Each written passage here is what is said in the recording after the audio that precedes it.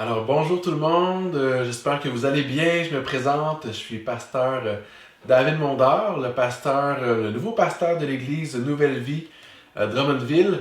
Je suis content d'être avec vous aujourd'hui pour quelques minutes afin de vous partager la parole de Dieu, vous partager un texte de la Bible. Et le titre de mon message aujourd'hui, c'est Soif d'une spiritualité authentique. Avez-vous soif d'une spiritualité qui est authentique, qui ne vous déçoit pas? Dans le monde dans lequel on vit, on peut appeler énormément de choses spiritualité. Si vous allez dans une librairie et que vous allez dans la section spiritualité, vous allez voir une panoplie de livres et une panoplie d'idées, de philosophies, de textes écrits sur toutes sortes de choses. Mais qu'est-ce qui est réellement une spiritualité qui est satisfaisante, qui est authentique, qui transforme notre vie, qui change réellement notre cœur? Et moi, j'ai soif de ce qui est authentique, de ce qui est vrai, de ce qui fait une différence dans ma vie. Et aujourd'hui, on va regarder ensemble rapidement un homme qui s'appelle Nicodème. Et cet homme-là, lui aussi, avait cette soif d'une spiritualité qui est authentique et qui change réellement la vie. Notre texte aujourd'hui, c'est dans Jean 3, et je vais lire à partir du verset 1, qui nous dit ceci. « Or, il y avait parmi les pharisiens un homme du nom de Nicodème, un chef des Juifs. Il vint de nuit trouver Jésus et lui dit, « Maître, nous savons que tu es un enseignant envoyé par Dieu, car personne ne peut faire ces signes miraculeux que tu fais si Dieu n'est pas avec lui. » Et ici, c'est un homme, Nicodème, un pharisien, un homme religieux, un chef parmi le peuple, quelqu'un qui était supposé connaître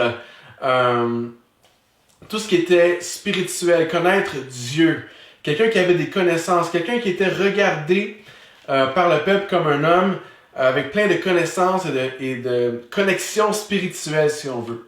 Et cet homme-là, alors qu'il regarde Jésus aller, alors qu'il regarde Jésus guérir des malades, alors qu'il regarde Jésus enseigner, parler aux gens et aux pauvres avec tellement d'amour, son cœur est remué, son cœur est touché, il est intrigué, il se demande, mais qui est donc cet homme?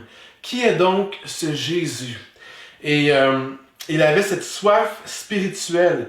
Et la Bible nous dit qu'il est allé voir Jésus. Il s'est approché de Jésus pour découvrir qu'est-ce que Jésus avait de spécial, qu'est-ce que Jésus avait de si extraordinaire. Et j'aimerais te dire aujourd'hui, peu importe ton background spirituel, peu importe ce que tu as essayé, peu importe ta religion, peu importe tes croyances, j'aimerais te dire qu'il y a quelque chose de spécial en Jésus-Christ. Qu'il y a quelque chose de spécial en Jésus qui ne se trouve nulle part ailleurs. Et cet homme, Nicodème, s'est approché de Jésus pour découvrir, pour voir s'il pouvait en savoir plus sur ce qui fait que Jésus était si spécial. Et ce que je trouve spécial dans ce texte-là, c'est que Nicodème se rend auprès de Jésus en pleine nuit. Le verset 2 nous dit, « Il vint de nuit trouver Jésus et il lui dit. » Et alors que je réfléchis à tout ça, pourquoi Nicodème s'est rendu vers Jésus la nuit? Pourtant, il avait soif de lui, et il désirait en savoir plus sur lui, mais peut-être qu'il était inquiet de ce que les autres personnes auraient pensé de lui s'il y avait été en plein jour. Alors il est allé la nuit, s'est approché de Jésus la nuit. Et moi, ce à quoi ça me fait penser, c'est durant ce temps de pandémie, durant ce temps un peu spécial où chacun est confiné chez soi, il y a plein de gens qui sont un peu comme Nicodème, qui ont soif de spiritualité, mais en même temps qui ont des craintes, qui ont des inquiétudes, qui se posent beaucoup de questions, qui se demandent c'est quoi cette église-là? C'est qui ce Jésus-là? Et le fait d'être en pandémie, le fait d'être à la maison, nous donne la possibilité, en fait, un peu comme Nicodème, de nous approcher de Jésus, mais de façon discrète. de nous approcher de Jésus, mais comme en pleine nuit, parce qu'on peut rester chez soi, devant son ordinateur, devant sa télévision, et aller écouter une prédication, aller regarder une vidéo d'un pasteur ou d'un musicien qui nous apporte dans des moments de chant et de louange. Et alors qu'on reste chez soi, qu'on n'a pas besoin de se déplacer à l'église, on peut quand même découvrir qui est Jésus. Et parce que pour plusieurs d'entre nous, nous approcher de Jésus, c'est quelque chose qui nous intrigue, qui nous intéresse, mais de là à se rendre à l'église, on a certaines craintes ou inquiétudes sur comment ça va se passer et comment les gens vont me regarder, qu'est-ce qui va se passer quand je vais être rendu à l'église. J'aimerais d'abord vous rassurer qu'il n'y a rien de bizarre qui va se passer si vous venez à l'église, mais il n'y a rien de mal, durant ce temps de confinement, à découvrir Jésus dans le confort de votre salon ou de votre bureau ou sur votre téléphone et d'aller découvrir un peu plus qui est ce Jésus. Ce qui est spécial, c'est que Jésus n'a pas dit à Nicodème, « Écoute, t'as honte de moi, t'es gêné, tu viens me voir pendant la nuit, je ne vais rien te dire, mon homme. » Non, Jésus l'a accueilli comme il était. Jésus l'a accueilli avec sa soif, mais aussi avec peut-être ses doutes ou ses craintes. Et j'aimerais vous dire aujourd'hui que Jésus t'accueille comme tu es. Tu peux venir à lui tel que tu es, même en toute discrétion. Et là, Jésus va lui enseigner quelque chose de puissant. Il va enseigner à Nicodème la clé pour une vie, pour une spiritualité authentique. Et la clé qu'il va lui communiquer, c'est la nouvelle naissance. Au verset 3, Jésus lui répondit, en vérité, je te le dis, à moins de naître de nouveau, personne ne peut voir le royaume de Dieu. Et nous avons tous une date où nous sommes nés physiquement. Moi, c'est le 18 octobre 1982 qui est ma date de naissance. Et à partir de ce jour-là, je suis arrivé et apparu sur la planète Terre. J'ai commencé à vivre, à respirer, j'ai commencé à me développer, à grandir, à créer des relations avec les gens à partir de ma date de naissance physique. Je me suis mis à vivre physiquement à partir de ce jour-là. Mais la clé que Jésus nous donne aujourd'hui, c'est que pour être vivant spirituellement, pour être vivant en dedans, il faut également naître spirituellement. Il faut vivre une nouvelle naissance, une naissance de l'intérieur, une naissance de l'esprit. Et aujourd'hui, peut-être que tu te demandes pourquoi tu n'es pas épanoui spirituellement, que tu ne ressens pas cette paix profonde intérieure. J'aimerais te dire que tout commence par la nouvelle naissance, par une nouvelle naissance. Et c'est quoi la nouvelle naissance? Comment on fait pour naître spirituellement, pour devenir vivant en dedans? Et là, Jésus va dire toutes sortes de choses extraordinaires dans le chapitre 3 de l'évangile de Jean. Et je vais vous lire un des versets, le verset 16, Jean 3, 16, qui est bien sûr un des versets les plus populaires du christianisme et les plus magnifiques et percutants pour moi et pour vous aujourd'hui. Alors, je vous le lis. En effet, Dieu a tant aimé le monde qu'il a donné son Fils unique, afin que quiconque croit en lui ne périsse pas, mais qu'il ait la vie éternelle. Le verset 17. En effet, Dieu n'a pas envoyé son Fils dans le monde pour juger le monde, mais pour que le monde soit sauvé par lui. Jésus ici explique à Nicodème ce qu'est la nouvelle naissance. Et il lui explique ici que Dieu a tant aimé le monde. Si nous pouvons naître spirituellement, si nous pouvons vivre spirituellement, ça découle d'abord de l'amour de Dieu pour moi et pour vous. Peu importe qui que vous soyez, peu importe ce que vous avez fait dans votre vie, j'aimerais vous dire aujourd'hui, Dieu vous aime. Il m'aime. Et il nous aime tellement, la Bible nous dit qu'il a donné son Fils unique, Jésus-Christ, qui est venu sur la terre et qui est mort à notre place. Lorsqu'on parle de la croix, lorsqu'on parle de Jésus sur la croix, de la résurrection, Jésus est venu sur la terre et il a porté mes fautes, mes péchés, vos fautes, et vos péchés. Il a pris notre place afin que nous puissions vivre spirituellement. Afin que tu puisses vivre une spiritualité qui est authentique. C'est quoi une spiritualité qui est authentique? C'est une connexion vivante et réelle avec le seul Dieu, le Dieu créateur de l'univers.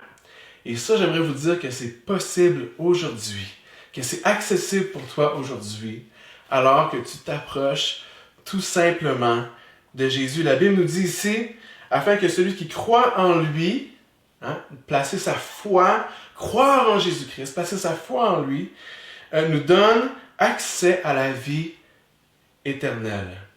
La vie éternelle est bien plus que la vie après la mort ou l'absence de la peur de la mort, mais c'est aussi une vie sur terre qui est abondante. Une vie sur terre qui est extraordinaire. Pas une vie qui est dépourvue de défis, de douleurs, de problèmes. On vit dans le même monde que tout le monde. Mais ce qui est certain, c'est qu'il est possible pour vous de vivre une naissance spirituelle, une communion avec Dieu qui va faire en sorte que votre vie sur terre, malgré les épreuves, peut être riche. Riche en paix, riche en joie. Et c'est ce que je vous souhaite aujourd'hui, c'est ce que je prie que vous puissiez découvrir aujourd'hui. Je prie que vous puissiez naître spirituellement, que vous puissiez expérimenter ce que Nicodème est allé chercher auprès de Jésus, cette nouvelle naissance. Car Dieu a tant aimé le monde qu'il a donné son Fils unique afin que quiconque croit en lui ne périsse point, mais qu'il ait la vie éternelle. Je suis touché par tout cela. Jean 14, 6 nous dit ceci, et je termine bientôt. C'est moi qui suis le chemin, la vérité et la vie, et on ne vient au Père qu'en passant par moi. Jésus est la porte. Jésus est le chemin pour une vie épanouie, pour une vie extraordinaire, pour un accès à Dieu le Père. Jean 10, verset 7 nous dit ceci. En vérité, je vous le dis, je suis la porte des brebis. Et un peu plus loin, ça nous dit, si quelqu'un entre par moi, il sera sauvé. En terminant, je t'invite aujourd'hui, si tu as soif de cette spiritualité qui est authentique, qui comble vraiment le cœur, tu aimerais accéder à Dieu, tu aimerais t'approcher de lui. Jésus a tout payé pour toi. Tu peux accéder à Dieu gratuitement aujourd'hui en plaçant ta foi en lui, en reconnaissant tes fautes, tes péchés et en faisant une simple prière. Vous savez, bientôt, on espère qu'il va y avoir un déconfinement, qu'on va pouvoir retrouver nos vies normales. Tous ceux qui vivent dans la région de Montréal, quand on passe sur le pont Jean-Cartier, on voit la ronde, ce parc d'amusement avec des montagnes russes et tout ça. Et une de ces montagnes russes, c'est le Monstre, une montagne russe en bois. Et vraiment, c'est très, très agréable, très, très le fun à vivre cette montagne russe-là. Et vous savez, avant de pouvoir être dans la montagne russe, il faut passer par l'entrée de la ronde. Et c'est un peu ça la nouvelle naissance. C'est qu'avant d'avoir accès à toutes les richesses et les bénédictions spirituelles que Dieu a pour vous, vous devez d'abord entrer par la porte d'entrée qui est Jésus. Entrer par la nouvelle naissance, par une nouvelle naissance spirituelle. Et on ne peut pas être assez riche pour entrer par là. On ne peut pas mériter par nos bonnes œuvres l'entrée dans cette nouvelle vie.